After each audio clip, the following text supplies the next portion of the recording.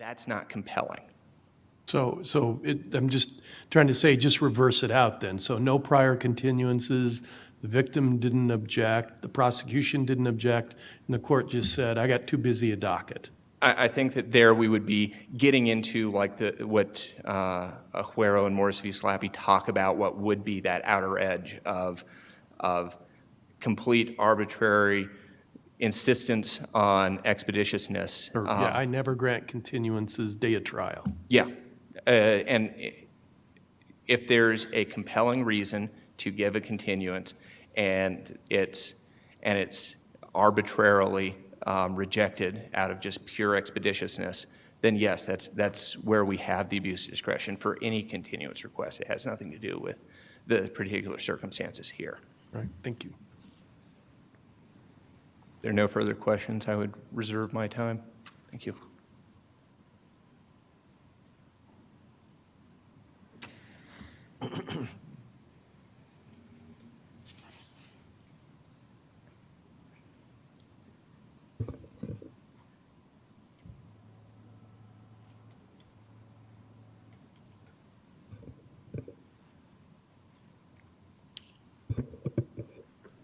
Good afternoon. May it please the court. My name is Kamala Maktabi, attorney registration number 47694, and I represent the respondent, Ms. April Travis. The majority of the Court of Appeals correctly concluded the resolution of this case requires only a straightforward application of People v. Brown. Brown directs trial courts to conduct a multi-factor inquiry when deciding a continuance to allow a change of counsel. In this case, the trial court denied Ms. Travis's request to seek hired counsel with no real inquiry and no consideration of her Sixth Amendment right, merely telling Ms. Travis that the case had been pending for a long time and that her public defenders were doing a good job. This court has said that a well-developed factual record in this context is essential for adequate appellate review of such alleged Sixth Amendment violations.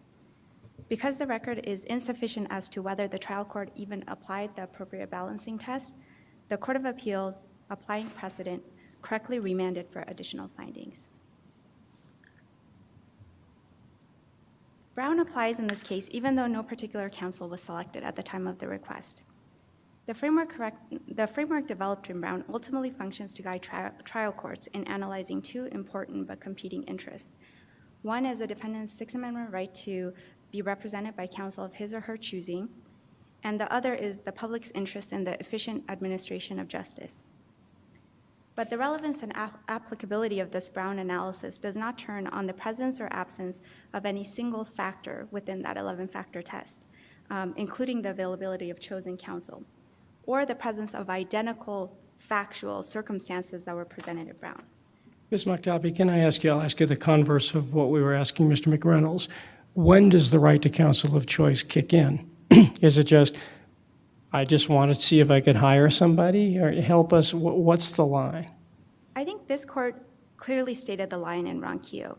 There, the court said, the right to counsel of choice applies any time a defendant seeks retained counsel, even if that involves firing appointed counsel. And I think that's where the line is, where the defendant seeks to hire retained counsel, and that applies even in circumstances like Ms. Travis's case, where she's firing appointed counsel. But wasn't the holding in Ronquillo that the right to counsel of choice includes the right to fire retained counsel? Wasn't that the holding? Yes. And isn't that distinct from the situation here? I don't believe it is. I think there's two factors. One is whether the right to counsel is implicated in the first place. And then the second question is whether the trial court has to honor that right based on the circumstances presented before it.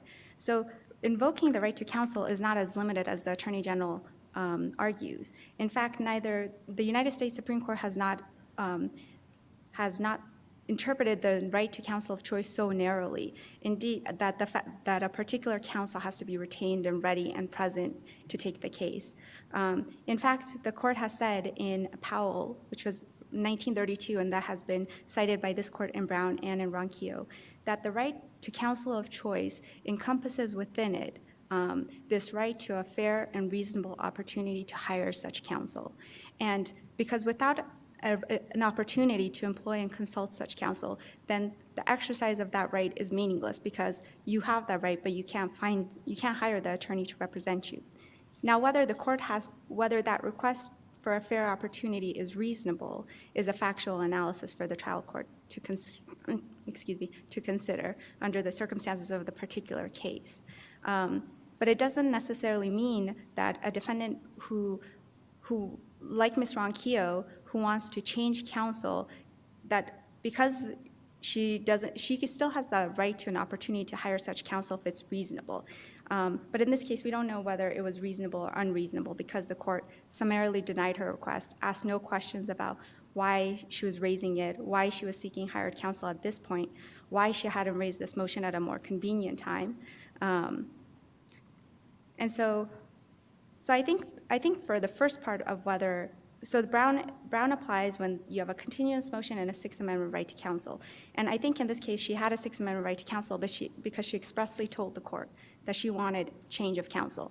And in responding to her request, it's clear that although the Attorney General argues that it's unclear on appeal, the trial court understood exactly what Ms. Travis wanted because the trial court immediately responded that Travis had plenty of time to hire counsel, that the case had been pending for a long time, and that the court was satisfied with her, the representation of her appointed attorneys.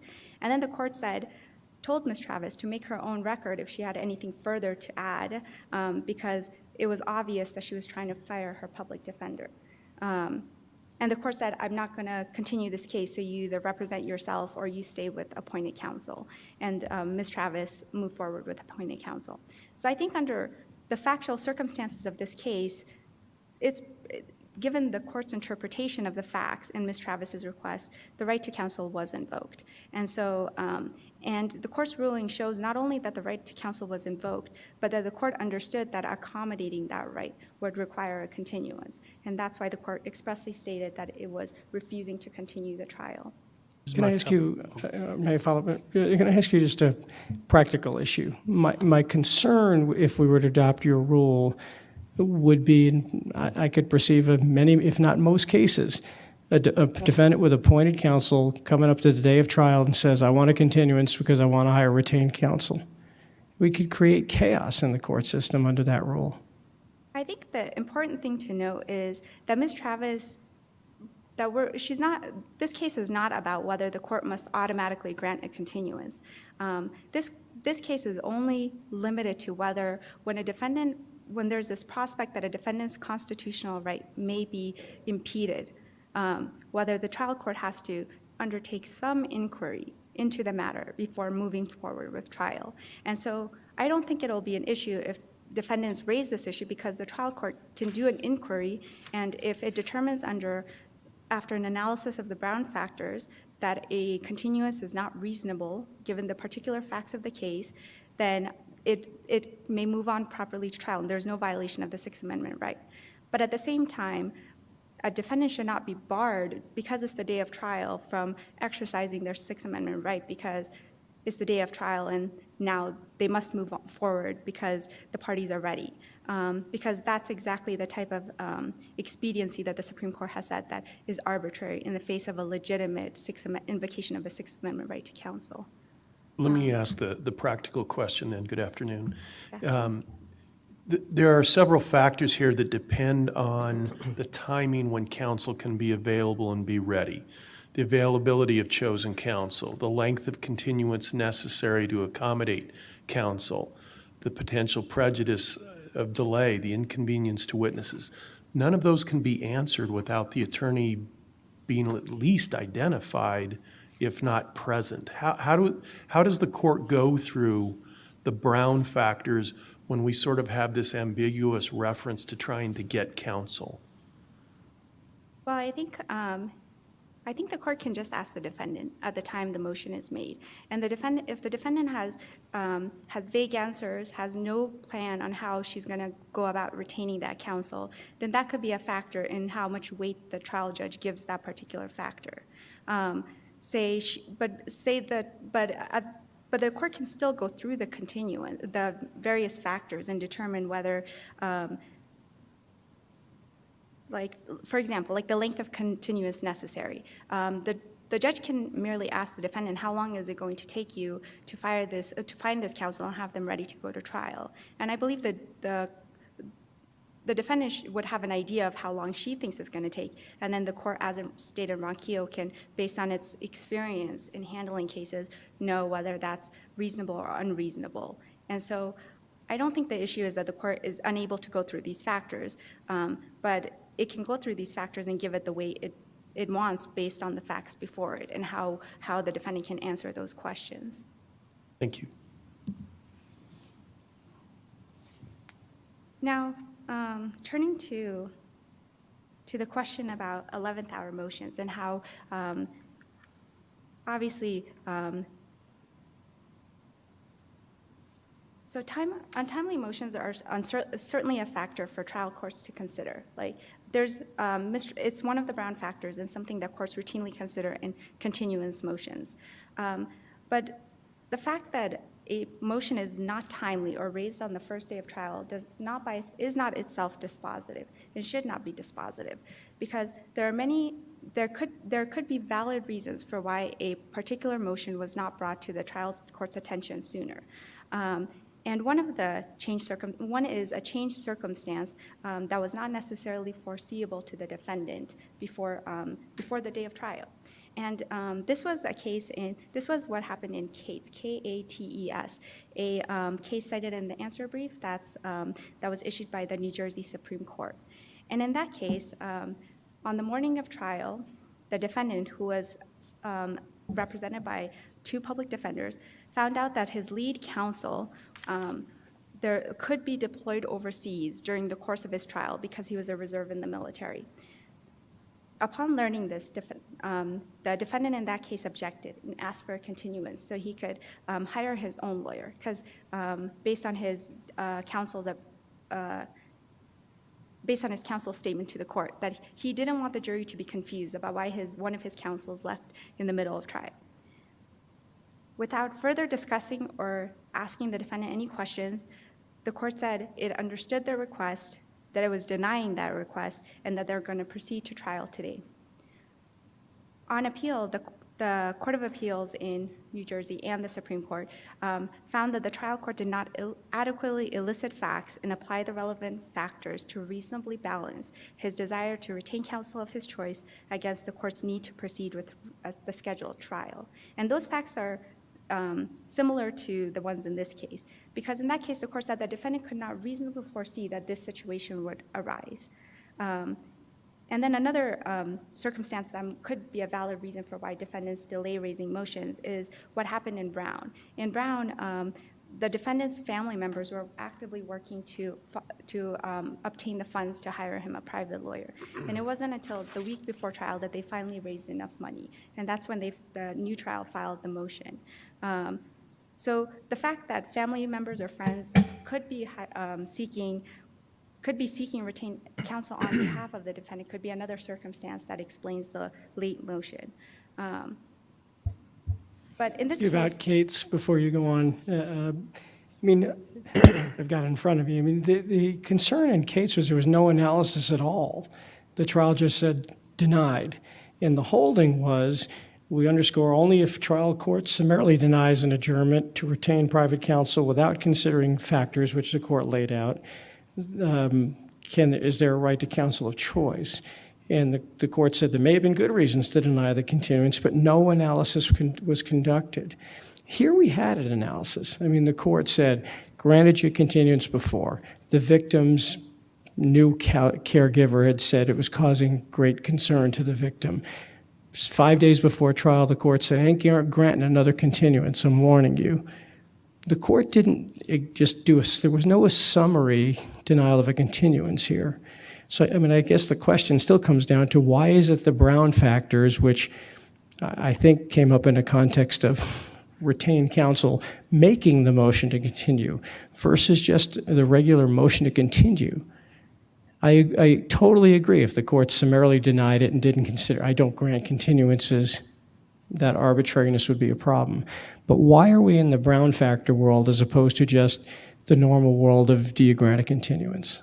I think we're in the Brown world because Ms. Travis invoked her Sixth Amendment right to counsel. And so present in the court's consideration of the continuance was not just a regular continuance, run-of-the-mill to prepare more, to find more evidence. This was a continuance where at issue for the basis for that continuance was so she could hire her own counsel. And I think that's why we're in the Brown cases, because Brown, while it's true, had different facts in that case, but ultimately what Brown stood for was this analysis that trial courts must do to ensure that a defendant's Sixth Amendment right is considered and given some weight. And I think to the extent that looking at when the motion was raised in this case and the court's response, in some sense, the court did summarily deny her request. It gave no thought to her Sixth Amendment right. It merely reassured her that her public defenders were doing good, and the court had no concerns about ineffective assistance that they were providing. But Ms. Travis didn't argue that her appointed counsel was constitutionally ineffective. She said that she wanted to hire her own counsel. So I think. Well, she said she wanted to look for her own counsel. Isn't that different?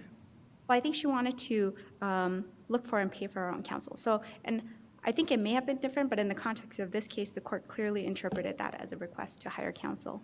And so, in conjunction with Powell that says you have a fair opportunity, I think that invokes her Sixth Amendment right. Thank you. In this case, we're not saying that all 11th-hour motions to continue trial to seek or hire counsel must be granted. Rather, we're only asking that that this case be sent back for a hearing so that the trial court can adequately consider and balance the relevant factors before granting or denying the continuance, which deprived Ms. Travis of her right to counsel. This inquiry would not only ensure protection for Ms. Travis's constitutional rights, but would also provide this court an appellate record, the Court of Appeals and this court an appellate record to consider whether that denial was an abuse of discretion and therefore a deprivation of her right, or whether it was not an abuse of discretion and properly a denial that was based on reasoned facts in the record. And then finally, to the extent that Travis's indigence, the fact that she was an indigent defendant did not mean that she didn't possess the right to counsel of choice.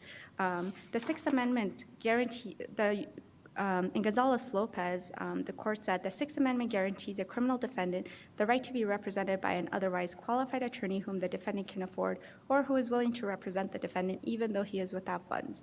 And so because the court did no inquiry about the basis for Travis's motion, the circumstances that gave rise to it, and how she planned on going about and exercising her right, we don't really know whether, we can't just assume she can't hire it. She can't hire she has no hope of securing paid counsel because she's indigent under these facts, because Travis could have family members who could help her. She could have friends who could help her. And so the fact that she herself is indigent at the time of the request, I don't think means that she loses her Sixth Amendment right to hire counsel at some point if she chooses. Ms. McTavish, good afternoon.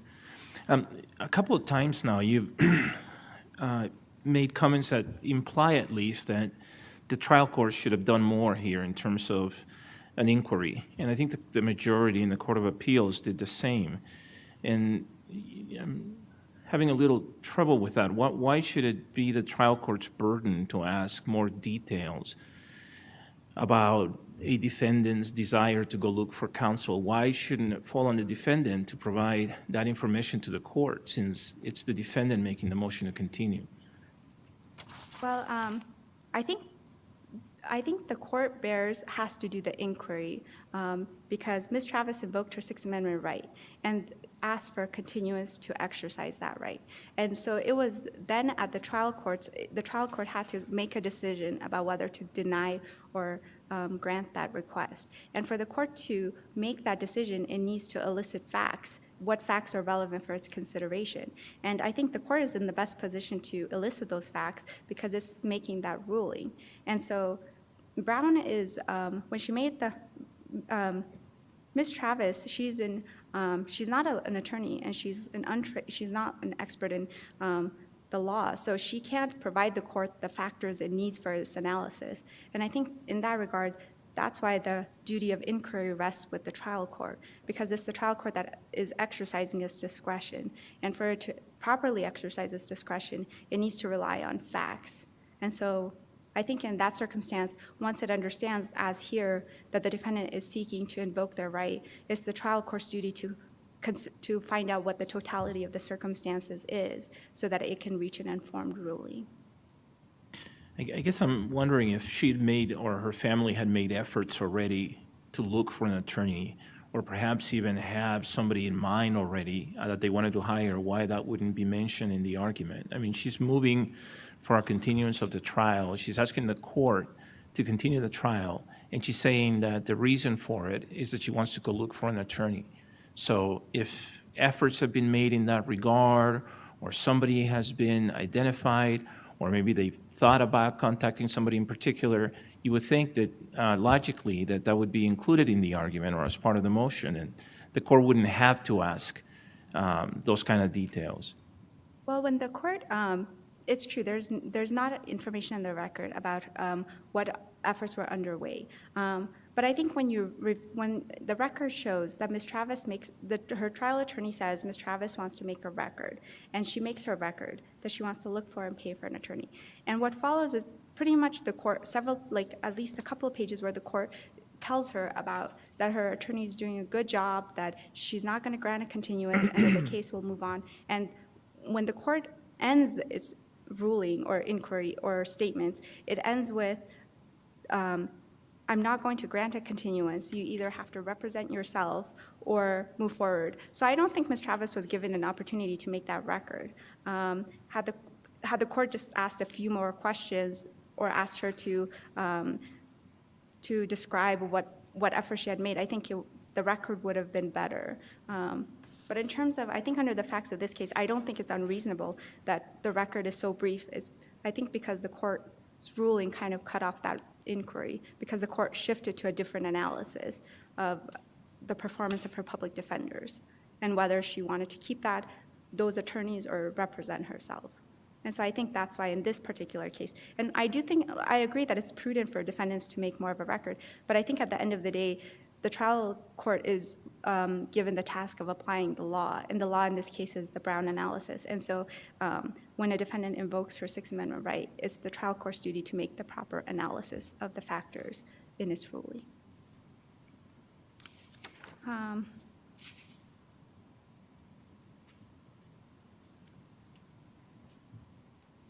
Briefly turning to the final two issues before this court. There doesn't seem to be, the Attorney General appears to agree that a wrongful deprivation of the right to counsel is structural error, and that Gonzalez-Lopez controls there. So unless the court has any further questions, as stated in the answer brief, the right to counsel is among those constitutional rights, which are so basic that its denial can never be treated as harmless. And in the context of in this context where it involves a denial of a continuance to obtain counsel, as stated in the answer brief, that constitutional deprivation occurs when the court unreasonably or arbitrarily or mistakenly denies a continuance to allow the defendant to hire counsel of choice. And that erroneous denial results in the deprivation of the Sixth Amendment right to counsel, and therefore is structural error, requiring a new trial. So in your view, does that violation occur where the trial court deprives the defendant of a meaningful opportunity to hire counsel? And I think it may, because encompassed within the Sixth Amendment right is that meaningful opportunity. And I think that's where the Sixth Amendment right is invoked or implicated, is whether you had that right. And I think if you are denied the meaningful right and you had a good reason, then I think it would be an erroneous, unreasonable denial. help me understand what that looks like, because that's a little concerning. If we have an 11th hour request, in your view, merely saying I'd like to go look for and hire private retained counsel might take me a couple weeks, might take me 6 weeks, might take me a month, whatever. if the trial court denies a continuance to permit that process to go forward, that in and of itself is a deprivation of the Sixth Amendment right to counsel of choice and a structural error? I don't think it's in of itself. I think again, these questions are all very fact intensive, so it would just necessarily depend on the particular facts of a case. There's one fact, a case cited in the answer brief where the defendant had trouble because he had a reputation for being a difficult defendant. He had trouble hiring counsel and was in the court there said 5 days was too unreasonable a time for him, given his particular facts, the particular circumstances in his case, that was unreasonable. But I think it all comes down to the particular facts of the case, and to have any type of adequate appellate review, there has to be a record. And I think that record has to come from the Brown factors, because it permits an analysis into the facts. Because in addition to a meaningful opportunity to hire counsel, you have the prosecution's case, the witnesses' availability, the court's calendar. And so I think it all depends on what the facts of the case look like. But could I ask, I appreciate what you're saying, but given your answer to Justice Marcus, you do seem to be saying if the court applies the Brown factors, but an appellate court decides that it has misbalanced the factors, that's structural error. Is that right? Yes. It's an unreasonable or mistaken application of the factors, then that has led to a deprivation, because that denial deprived the defendant of their right to counsel, and that's structural error.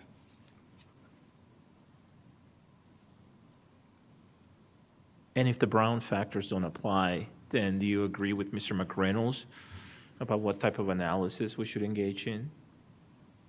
Well, I think if the Brown factors don't apply, then it's a denial of a continuance, and so it would be analyzed under the totality of the circumstances and reviewed for abuse of discretion. But to the extent that the state argues a but-for prejudice analysis, I think it indicates the fact that this isn't a typical run-of-the-mill continuous request. Because even in the Attorney General's, in its test, it makes a notation that it's only looking at whether this very narrow scope of whether the defendant can show that they obtained a new counsel, and it cites that it can't look beyond that because of Gonzalez-Lopez. And so I think that qualification shows that this is not a normal continuance request, and the Brown applies in this case. And then addressing the state's but-for prejudice analysis, I think in the context of these types of cases, it's very difficult to apply because the trial court denies the continuous request to hire a new counsel. And then especially when it's, as in this case, that the court's ruling is we're going to trial, the defendant has no reason or ability to actually hire counsel at that point. So since the court has already rejected the continuance, so it's always but for the denial of the continuance that defendant doesn't have counsel of choice. Mr. McTabi, I have what maybe is a naive question, but it's nagging at me. In the real world, what difference does it make, whether it's the Brown factors or the court continuing all facts to decide on a continuance? I mean, is there a real distinction? I think the distinction is, would be that on appeal, where a defendant alleges this type of Sixth Amendment violation, I think it is it protects the defendant's rights better under the Brown factors because you have consideration of the factors that would typically be relevant. But Brown itself says you don't have to go consider all 11 factors necessarily, nor is it an exclusive list. But it provides a baseline, I believe, of what the court must consider. And the court can always consider more or adjust this analysis depending on the particular facts. But if it's a totality of the circumstances and every judge considers different factors, then perhaps it is a little more difficult to review and to evaluate whether a particular, given the stake of the right at stake, I think that's why we have an elevated analysis under Brown of what constitutes the totality of the circumstances.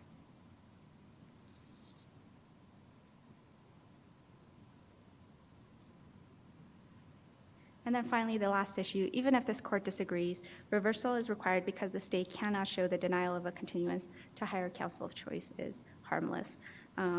for the reasons stated in Gonzalez-Lopez for why we treat this as a structural error, I think the same concerns make this, make it difficult for the state to show why having different counsel would not have changed the proceedings.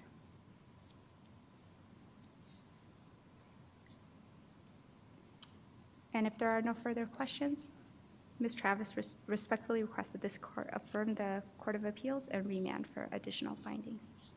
Thank you. Thank you. Rebuttal?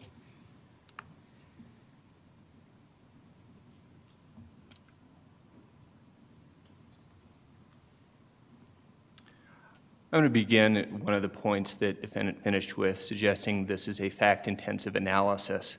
To the extent that that's true, the half dozen or so cases involving virtually identical facts, all of which found there was no choice of counsel issue, should be dispositive. The Virginia Brown Supreme Court case, also cited by the people, Ivins, the unpublished case, no choice of counsel claim where continuance sought to raise funds to hire private counsel, not identified or hired. The Daniels case, quote, because defendant never retained counsel and utilized the assistance of appointed counsel throughout trial, the denial of his motion for continuance did not violate his Sixth Amendment rights. The Arizona cases, Guardo, no choice of counsel where continuance for an opportunity or attempt to hire an attorney. And the Parks case, also out of Arizona. To the extent this is a fact-intensive analysis, these same facts have been analyzed by a half dozen courts. All have come to the same conclusion. There isn't a choice of counsel claim here. Defendant's references to Powell and the opportunity to find an attorney, as the people explained in the reply brief, those are pre-Gideon cases. That was the opportunity to have any counsel. Those cases and the corollary right to the core of the Sixth Amendment, which is effective assistance, having an attorney, which is what Gideon is based on. That's what those speak to. We already are dealing with an ancillary right in cases of choice of counsel that was not recognized until, I think, the Wheat case in the 1980s. And there's not another additional right for an opportunity to consider possibly looking for a counsel of choice. It's the right to be represented by a particular attorney whom you trust. There was no such attorney here. That is the end of the choice of counsel analysis. Regarding whether or not there was enough of a record made here, based on what defendant said, there was no need to get a further record. Defendant said unequivocally, I want to go look for and pay for an attorney. There was no suggestion, as the Court of Appeals majority speculated about and defendant speculates about maybe somehow there was some family member or somebody might be doing something behind the scenes. And there was a full opportunity for her to make a record because the court turned back to her and said, is there any more record you want to make on this? And she said nothing. With regard to what the record was made, the reason it was made the way that it was has to do with exactly what defendant said. I want to look for and pay for an attorney because I don't think it's fair that I don't get to character assassinate the victim. That was about an evidentiary ruling. That was sort of why the trial court then went to a discussion about the fact that who the attorney is isn't going to dictate what my evidentiary rulings are. I think these people are doing an effective job. He was considering her Sixth Amendment right, the core Sixth Amendment right, which is the right to effective assistance. She was receiving it. She hadn't shown a conflict. That was the discussion that was being made there because there wasn't an invocation of counsel of choice of a particular different attorney that she would rather be representing her. And I see that I'm out of time. If there are no further questions, we ask that you reverse. Thank you. Thank you. We appreciate the arguments of both counsel. Case will stand submitted, and the court will be in recess for 15 minutes. All rise.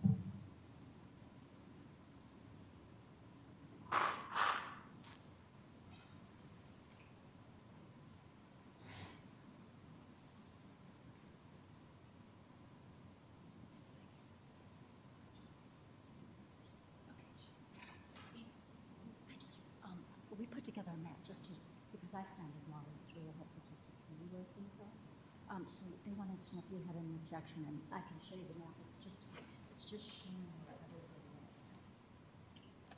And it's showing the ditch. You know, I haven't seen this before. I usually use something that they use it for the argument. I'm not using it for my argument. I just wanted to show the court on the ground what everything looked like. Well, I think we're also going to say where the beautiful dial features on there. I can point that out. It's down, it's off this map.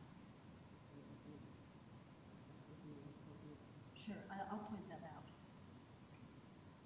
What's the purpose of moving this to an argument?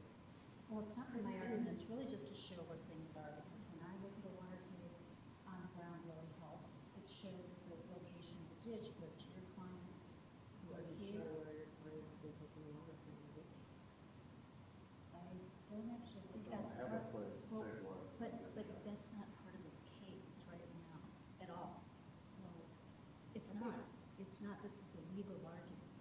So I want to show this. It's just to show the location of everything, of the properties and everything. It's just to give them a visual understanding. I don't think it's going to change this support. Do you have an objection to it? The fact that I just want somebody, if I don't people know an argument, I think they get a little bit excited. And shame and couldn't provide it too soon. So you just declare it. You had 2 years to do the project. Okay, yes. I think that's not what we're talking about. Do you have an actual objection? It's just to give them a visual of where everything is. Don't you find that that helps you? Not that it helps. I'm making sure where my client's property are, just so it makes, what I think, probably picture of back to where the guy is that should be completed. It's just show, it indicates that my clients don't really have property interest in the ditch, and there's certain argument. How does it show? Well, it says this is their property down here, which is the extent of their identify their property interest in the ditch. Okay, that's, Yes. Here's the ditch going into their property. that's fine. We don't need it.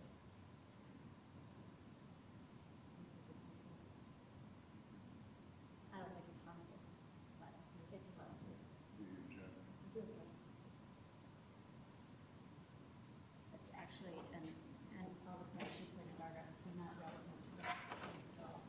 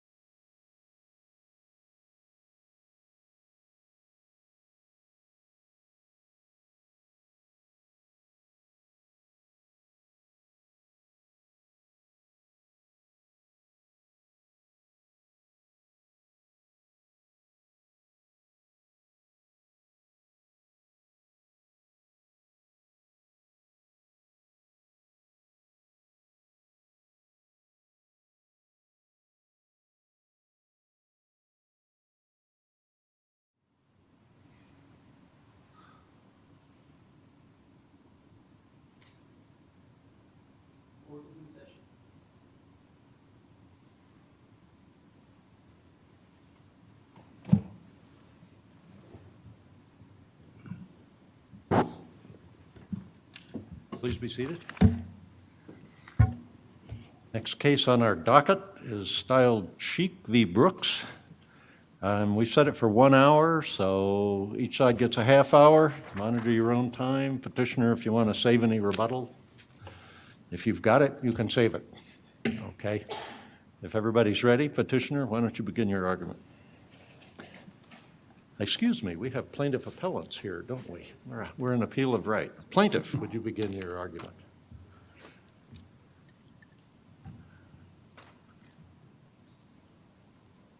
Good afternoon.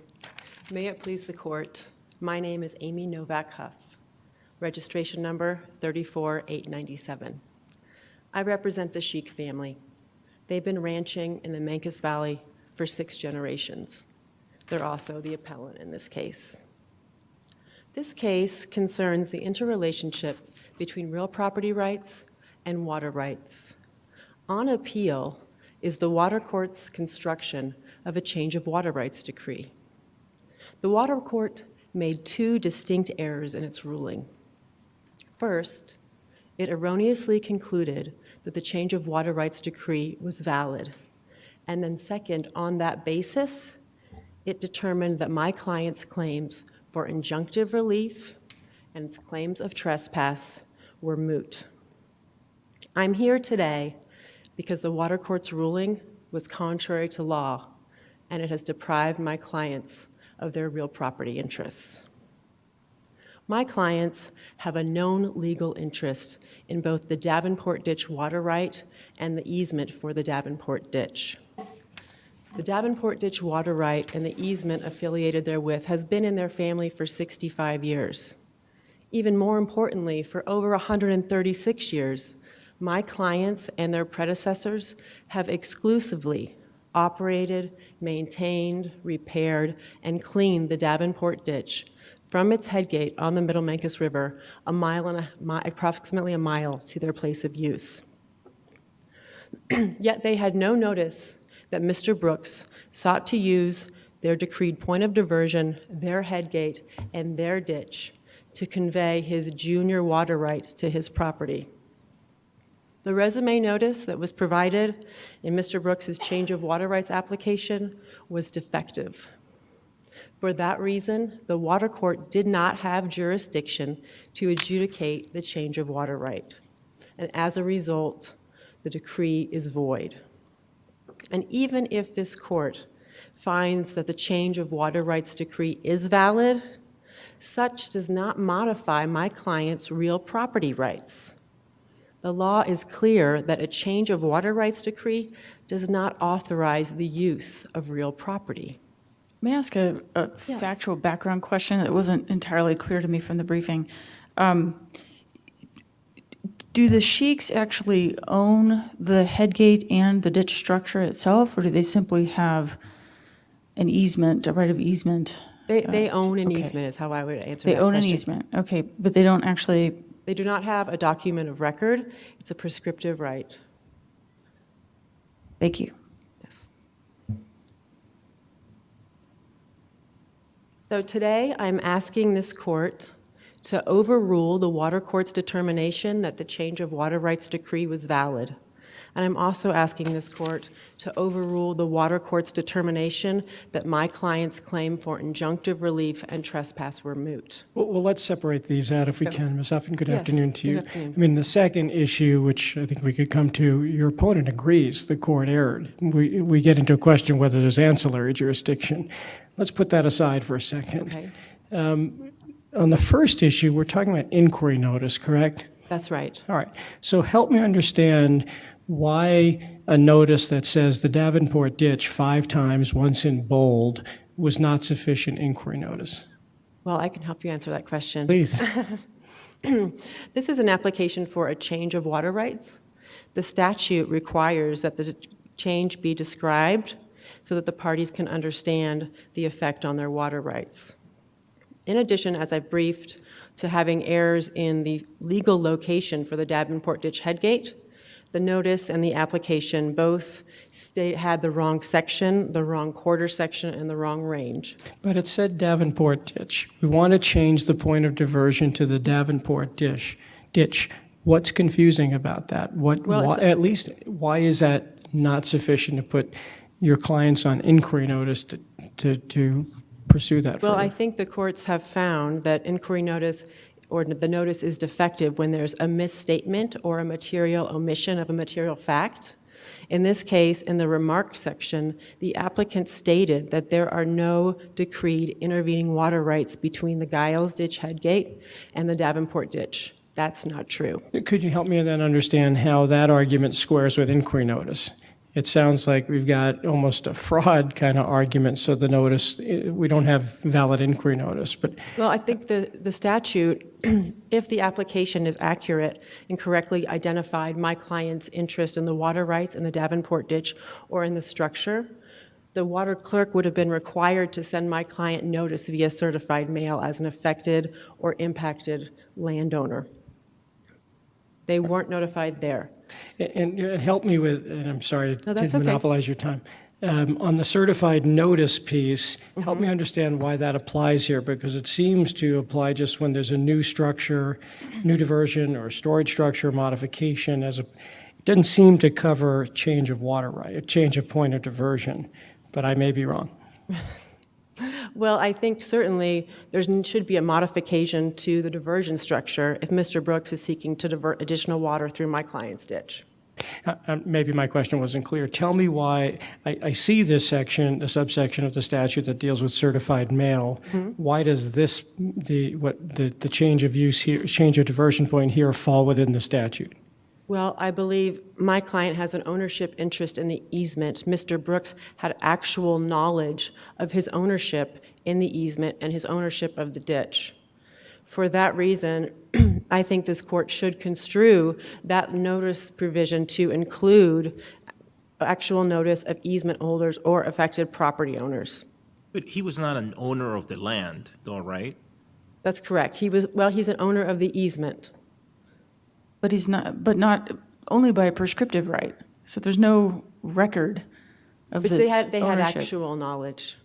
And that's the point that I'm trying to make with that notice provision. And in any event, if my client, this is not a situation where there is no injury. Had my client had notice, he would have been able to participate in the water court proceeding and fashion terms and conditions to protect his water rights, such as additional measuring devices or identification where Mr. Brooks sought to take his water from my client's ditch. Because he was not notified of this change and the impact of his water rights, he did not have an opportunity to participate. So I just want to be sure I'm understanding. Since he didn't have a recorded interest, it's this easement but it wasn't, there was no way for the statute didn't apply directly.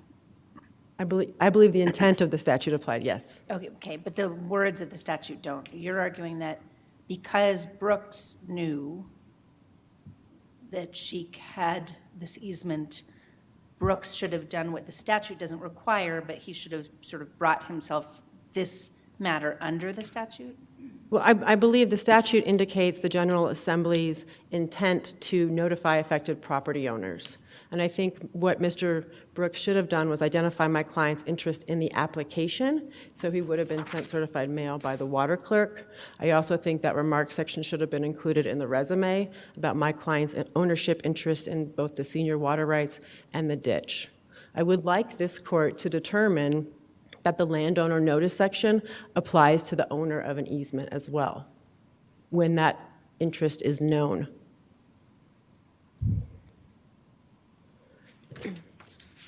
While you pause, I just want to make sure we're all talking about the same thing.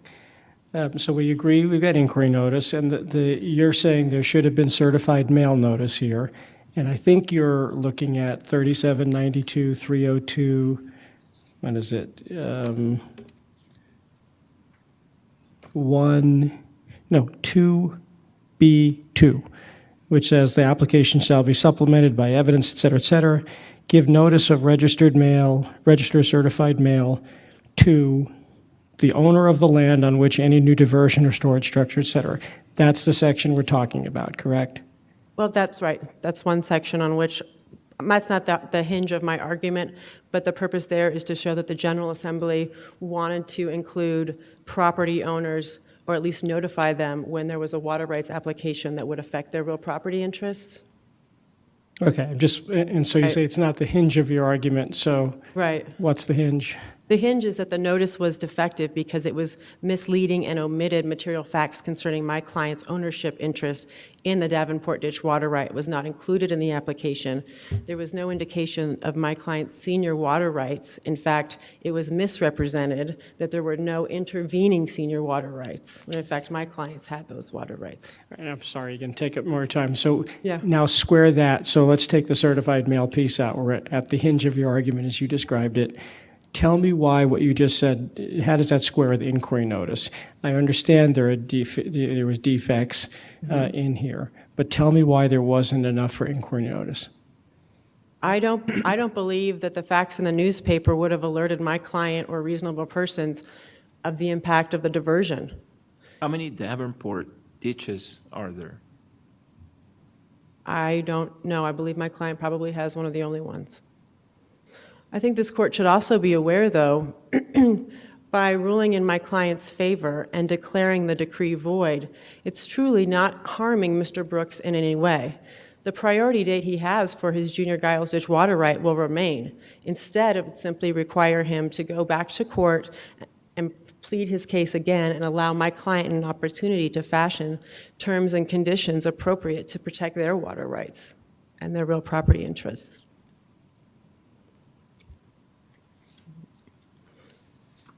I would like to talk about that second issue. 1 second, I'm going to grab it.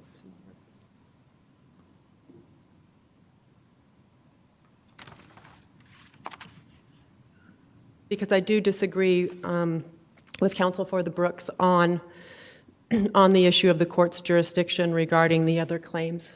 And I think it's important that this court clarify that issue so that the parties know that the change of water rights decree, even if valid, could not have impacted my client's real property interests. I do not think it's appropriate for this court to hold that the water court did not have jurisdiction over that issue. I think it should have affirmed my client's property rights.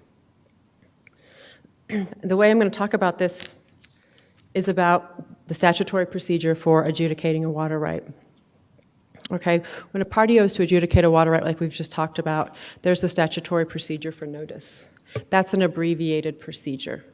It's certainly not the same type of notice that's required in a regular district court litigation, which is personal service. We're all familiar with Rule 4 that requires personal service, or even service by certified mail if the party's identity is known, or service by publication if they are not known. Here, it's important that this court confirm that the water court decree, because of the abbreviated notice procedures, was limited to providing relief to Mr. Brooks in the terms of approving the change in point of diversion, that is, approving him to use his junior priority at my client's headgate, not approving Mr. Brooks to use my client's diversion structure and ditch. So let's play that out if we can. Yes. So the argument, let's say we agree with you. Okay. So the question before us is whether there was ancillary jurisdiction. Help me understand, and I think you argued that it wasn't, they didn't argue that below. I think we can consider subject matter jurisdiction for the first time on appeal. So assuming we get there, tell me why there was ancillary jurisdiction here and why it wasn't right to dismiss without prejudice. If the court's finding was correct, that the water court decree was void, or excuse me, was valid, and dismiss that claim, I absolutely agree that the court does not have the water court doesn't have jurisdiction over the other issues, which are real property matters. Is that the answer? It answers my question. Thank you. Okay. I would like to reserve some of my additional time. Let me make sure. And that's it. I'll return it to council. Thank you. Right.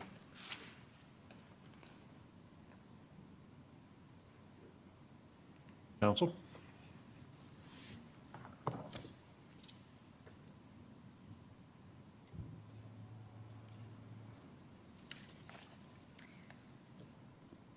Good afternoon, Jenny Russell, attorney registration number 22047.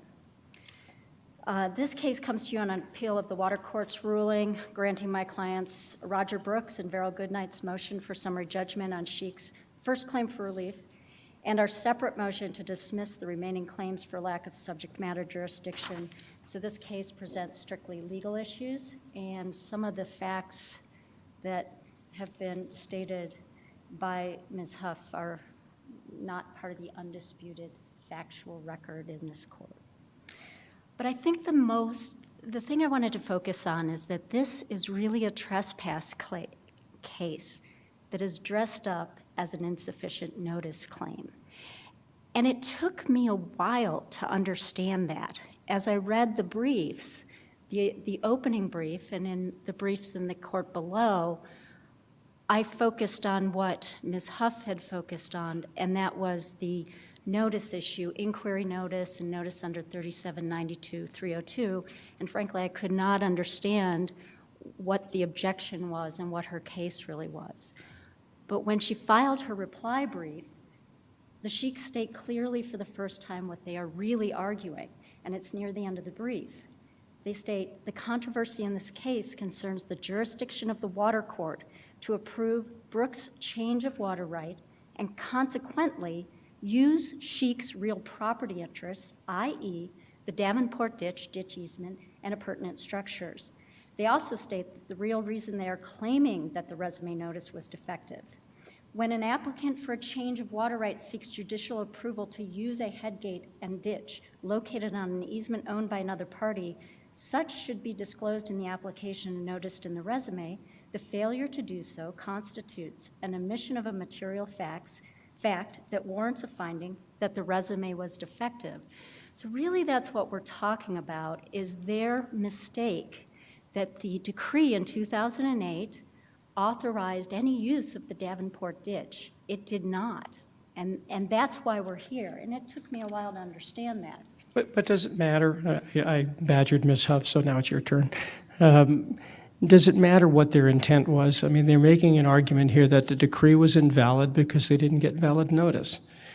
And so what their intent is all fine, but there was a change of the point of diversion decreed here. But we did meet the notice required. That's the first issue. So let me direct you to our statement in SL Group and get your response. It says, we said, because the resume notice procedure of the statute substitutes for personal service and provides for the only mechanism to advise interested parties of the pendency of an application for water rights, there must be strict compliance with the requirements of the Act. How do we factor that in with the notion of inquiry notice? Because we did actually meet the Act. The requirements of the Act required us to provide a complete description of the change that we were proposing of the water right, and we did that. It also requires us to give information that would put interested parties on inquiry notice. So we met both prongs of that. Really, their argument on notice, which I believe is a bit of a sham, is that, okay, you said that 5 times in your notice you mentioned the Davenport ditch by name specifically. We also had a complete description of the change. We said that we were changing, that our proposal was to change the point of diversion from the Giles ditch up to the point of diversion of the Davenport ditch. That's what we asked for. We described it. They are also the neighbors of the Sheiks. My clients, the Brooks, are the direct neighbors of the Sheiks, and the Sheiks access the ditch through my client's property. So just the name of the applicants themselves would put them on resume notice. They would have you believe that a 100-foot discrepancy in a legal description, which actually, I mean, we can say that it's a discrepancy of 100 feet, and it was, but we described it as being on the section line instead of 100 feet over. But there is a provision under Rule 4 for amending an application if there is this kind of minor error in something like that. But you have to look, the case law is very clear that you have to look at the notice as a whole. And our notice was this long in the paper. It described everything, gave my information, said that the application had a map attached to it. So that if the name of the Davenport ditch and saying that we were changing the point of diversion from the Giles to the Davenport ditch and mentioned the Davenport ditch specifically, saying that it went through our client's property, which it did before it went onto their property. If that somehow wasn't enough, then they could get a copy of the map and see exactly what we were talking about. But inquiry notice isn't even that stringent. And we clearly met the inquiry notice standard. So if you look at the Sheik's arguments, they actually go beyond it, because what they're actually saying is, okay, there's this inquiry notice issue. We agree it's inquiry notice. There's a 100-foot discrepancy. We also understand that there's this statute that requires certified mail notice to the owner of the land underlying the diversion structure in certain cases that actually weren't at issue here, but we went above and beyond, and we did actually provide notice to the owner of the land underlying the ditch. It's a trust. They're in this case by name. And we did that, but what, if you go back and read the briefs, what she's really arguing is that there's some sort of heightened notice requirement, and that's because property rights, and by property rights, she means the ditch easement. Property rights are implicated here. That is not the case. That's really the argument here, and that is simply not the case, and it is a mistake in reading the decree. The decree changes the point of diversion of the subject water right, of the Giles Ditch water right to the Davenport Ditch. It also, the other thing that it does is it changes the location of the irrigation used to my client's property. That's all that the water court has jurisdiction to do. She admits in her briefs that we did not ask for any rights in the Davenport Ditch or the ditch easement. Of course we didn't ask for that. We don't believe that the water court has jurisdiction over that issue. That's why the resume notice also did not include that. We did not ask for it. It was not in the resume notice, and the court did not grant those rights. We have the rights otherwise, or they still have a claim of trespass, but that is not before the water judge, and this case should never have been before the water judge. This really is a trespass case. Could access to the ditch structure and so forth have been folded into the application? You're just saying no, absolutely not. You're simply changing the point of diversion. That's correct. And I'm pulling my Giles water out of the Davenport ditch headgate instead. That's correct. And I'm applying it to some different acreage. Right, Okay. right. And there's also this argument that we were somehow nefarious in saying that there are no intervening water rights, but that's correct. Intervening means there were no water rights between the point of the Giles Ditch and we moved it up to the Davenport. They take out at the Davenport Ditch, so obviously there are no intervening water rights, which is what we said. So there was no attempt, but that's not really the issue here. The issue was, what did the 2008 decree do? All it did was allow us to change our point of diversion and the location of the use. It did not grant my client's rights in that ditch. It did not grant my client's right to use the ditch. So you are acknowledging that there is a potential claim for trespass based on other activities, changing the... We have rights in the ditch. There are no facts that have been introduced at this point. But if a trespass claim is brought, yes, then they will bring it and we will respond. You're simply saying that should have been brought separately in district court. This case should not, there are no water issues in this case, in the lower case, the lower court. Well, let me ask you about that, because it does relate to your claim for fees under the 201 or whatever it was, 1317-201. At the start of this, the claim was brought as a declaratory judgment challenging the decree, which is a water matter, correct? That's correct. Yeah, okay. And Yeah. then there are the other claims that you say that, and the court dismissed. Well, I think the argument here is no ancillary jurisdiction over them. That's correct. The other ones, okay. And so help me understand why fees are awardable under 1317-201 here when we would effectively, and it doesn't seem to me the water matter here is a tort claim for injury to personal property under that statute. The question is whether the underlying claims would be, but we'd be dismissing without prejudice. How do you have a claim for fees here? I think we have a claim for fees because this really should never have been brought. There is no. Well, that goes to tort. your frivolous argument. It's more of a frivolous claim than But help me anything understand else. the 1317-201 argument, because I couldn't understand it. Yeah, and I think we believe that we come within it. I have to say I did not prepare for that today because I thought we were talking about more of the substantive matters, and I do consider. Well, there this was a to be- request for fees at the end of your brief, That's which is why I correct. asked the question. And I apologize, but I think this really goes to a frivolous argument. This should never have been brought before the court. My client's decree was valid, is valid. Their claim and bringing this in water court and what my client has had to pay in fees to support his water decree that was issued in 2009 on a basis that really, when you look at the law is very clear on inquiry notice, resume notice, and also on the statute itself. Really what they've asked you to do is interpret the statute in a way that is not what was passed by this legislature. So I think this case is completely frivolous. But why and can't they, shouldn't have why been can't brought. they argue that? I mean, I have to confess, I push back a little bit when Sure, someone no, that's argues fine. frivolousness, because I think it gets argued too much, no disrespect. Tell me why they're not entitled to argue here that the statute talks about owner of the land, it was not at least intended to subsume an owner of an easement. Why is that frivolous? You know, I think that if they had a recorded easement for the ditch, I think that might be a legitimate argument, but they don't. They have a claim for an easement. That claim, that prescriptive claim, is actually part of this case. So there's no way, they make claims that we know they own the ditch. That's a disputed fact.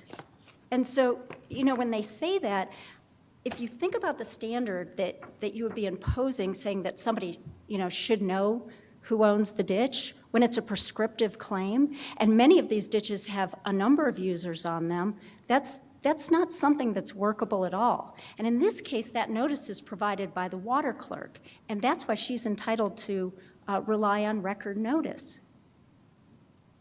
Okay, thank you. That's all I had, unless you had other questions for me. Guess not. Thank you. Thank you.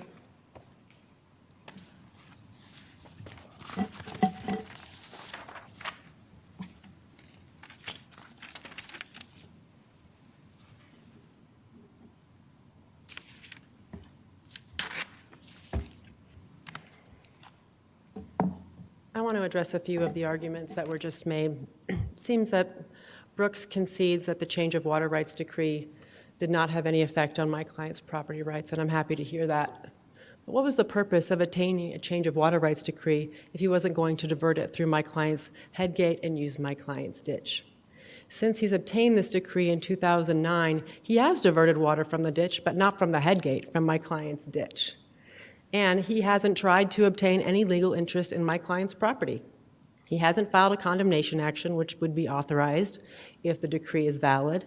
He hasn't filed a declaratory judgment action, which would be required to use somebody else's easement under Colorado law. Instead, he is relying on the change decree to authorize him to use my client's point of diversion and their ditch. That argument just doesn't hold water, excuse the pun intended, that they're going to sit back and say, we've obtained a change of water rights decree, but we didn't intend to use your structures. I think the court should see right through that and affirm that the change of water rights did not affect my client's property rights, and hold that when an interest is apparent on the ground, Mr. Brooks took title to his property with this ditch easement that's been in place for 136 years. He knows my clients. He's seen them walk up and down the ditch, maintain the ditch, and clean the ditch. To allow him to rely on the real property records is to defeat the purpose of the statute. The statute says in determining who the property owner is, the applicant may rely on the county records. They're not required to. If the applicant has actual knowledge of somebody else's real property interests, doesn't good faith require that they inform them of their intent to use their structure and their ditch? The implications of water rights here are grave. Like I said, Mr. Brooks obtained this change. He changed the point of diversion and he changed the place of use. Obviously, he wanted to use my client's ditch. He named it 5 times in the resume notice. But he didn't ask my clients. He didn't obtain their consent, and he didn't provide them personal service of his claim requested, of his relief. So I think that that's really an important issue for this court to look at, and that's the interplay between water rights and property rights. We need a firm ruling from this court as to the limitations of a water rights decree. And even when somebody seeks to use, okay, I'm sorry. I'm sorry, what more could your clients have obtained in terms of relief by having been involved in the application that you can't obtain by bringing a trespass claim at this juncture? I believe a trespass claim is only going to preclude him from using my client's ditch and damages. In a water courts case, there could be terms and conditions regarding the headgate, whether it's capable of diverting his water. And this court should be aware that the diversion records reflect that my client's ditch has not had an increased flow since he's changed the water right to their point of diversion. In fact, it's material to this case that the source, the Middle Macus River, is water short. When you look at the water commissioner's notes, he has concerns because there simply is not enough water in the Middle Macus to satisfy my client's senior decreed water rights and Mr. Brooks's junior water rights. So what he's trying Do you need to worry about that if you've got the senior right? I mean, you'll be able to call him out. That's right. Okay. But if you're in the water court proceeding in a change, terms and conditions where if there is sufficient flow, they can have a splitter box or diversion, or where is he going to take his water? He doesn't propose to take it from the headgate location. Instead, he wants to use a segment of my client's ditch and to take it out at a lower portion. Well, we need to make terms and conditions to ensure that he has measuring devices, which he doesn't have, to ensure that he's not taking my client's water, that his client's water is taken in priority. The water court allows terms and conditions to prevent injury to other water rights, and that's what my client would have been able to do had they had notice of this application and notice of the impact and scope of the relief requested by Mr. Brooks in that change case. I also wanted to point out... May I ask, I'm sorry, may I ask just one last factual question? This decree entered in 2009? That's correct. And presumably, Mr. Brooks has been diverting since that time, or at least using the ditch during that time? He has 2009? alleged in the pleadings that he has been using the ditch since 2010. My client confirms that he saw Mr. Brooks cut the ditch and place pumps in, but he believed he was simply stealing his water, which happens a lot in southwest Colorado. It wasn't until a few years ago that my client learned Mr. Brooks was relying on the change decree to authorize him to use my client's property. As soon as he found out, we filed this action. I wanted to point out a question about the resume notice and the inquiry standard. Rule 4 of Water Court Rules requires republication of an amended application when there's a change in a quarter section or a range, or when there's an increase in the amount of water claimed. It also allows the water judge to determine that no party is going to be injured by the amended application and to request a ruling that republication is not necessary. Mr. Brooks was required to file an amended application, and under the rule, he should have been required to republish. He pled to the water court that no parties would be injured, and so publication would not be necessary. When he made that argument, my client wasn't at the table. My client wasn't there to say no injury is going to happen. I believe Mr. Brooks proceeded at his own peril when he didn't publish the amended application and didn't have the amended resume notice, which is required under Rule 4 to ensure that all the players are at the table. In cases where the court has held republication is not necessary, all of the reasonable objectors are already at the table. They know the facts at hand, and it's a real technical argument. Here, we have actual injury due to the deficiencies in notice. We have actual injury because the correct section wasn't defined. We have actual injury because the quarter wasn't correct. And we have actual injury because my client wasn't informed and the water clerk weren't informed that they were going to use his ditch and his headgate. So, I'm sorry, are you saying that if the correct section had been identified, your client would have known that the Davenport ditch wasn't sufficient, but the correct The Division section of would it Water Resources maintains records of everybody's water right, and people know where their head gate is, whether it's in Section 13 or Section 16. A lot of times, people do look at that information. Absolutely. I can't tell, I think my client would have been more alerted had his name been in the application, had something said he plans to use a Davenport ditch, whether that's my client or a neighbor who reads the paper and say, look at what's happening here. I do believe the resume notice, although I know this court likes it and the General Assembly has prescribed it for water matters, that was back in 1969, and I'm not going to address that issue now, but from a practical matter, is it really able to achieve the objectives that were intended back then?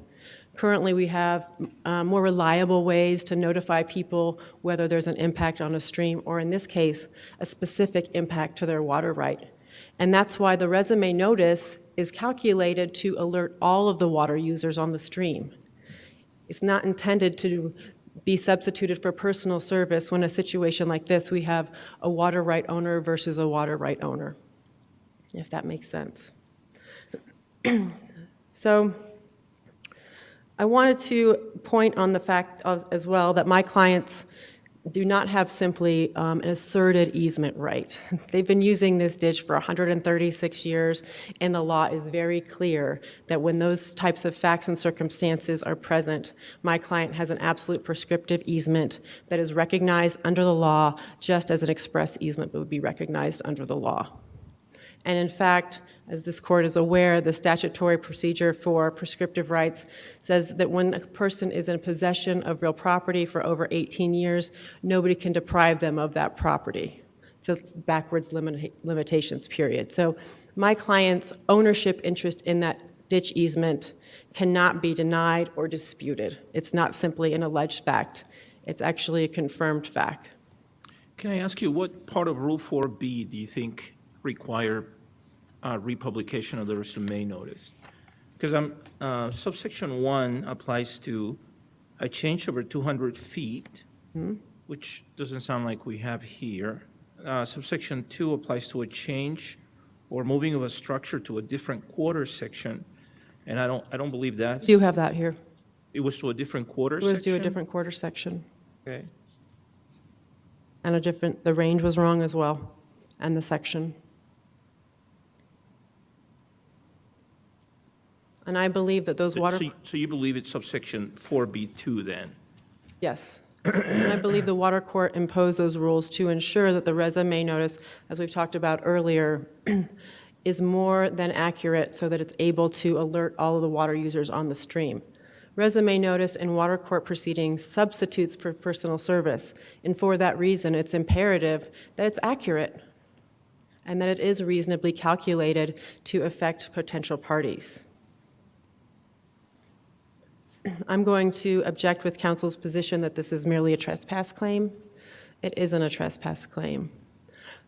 This is a claim about the water court's jurisdiction, notice that should be required, inquiries that should be made, disclosures that should be made to the water court about affected water rights and property rights. I recognize that a water right owner has a private right of condemnation and can condemn an interest in land, but it's relevant for the water court's inquiry to determine whether or not the applicant has a legal interest in the real property before they change somebody's water right and authorize them to use somebody else's property. They are inviting criminal activity. It is a crime in Colorado to cut ditch banks and to use somebody's structure and to interfere with it. So we need to have some cohesive understanding between what the notice requirements are in water court when we have another water right and property right that are directly affected. It's not as if my client was simply another water user on the stream who wasn't impacted and injured by this change of water rights application.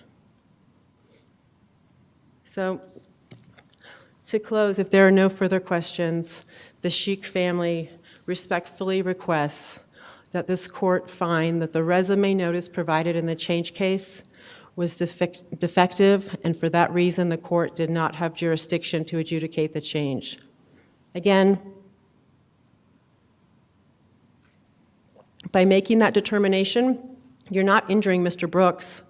Instead, what you're doing is allowing my clients an opportunity to come to the table so that they can fashion terms and conditions and they can protect their senior water rights and their real property rights.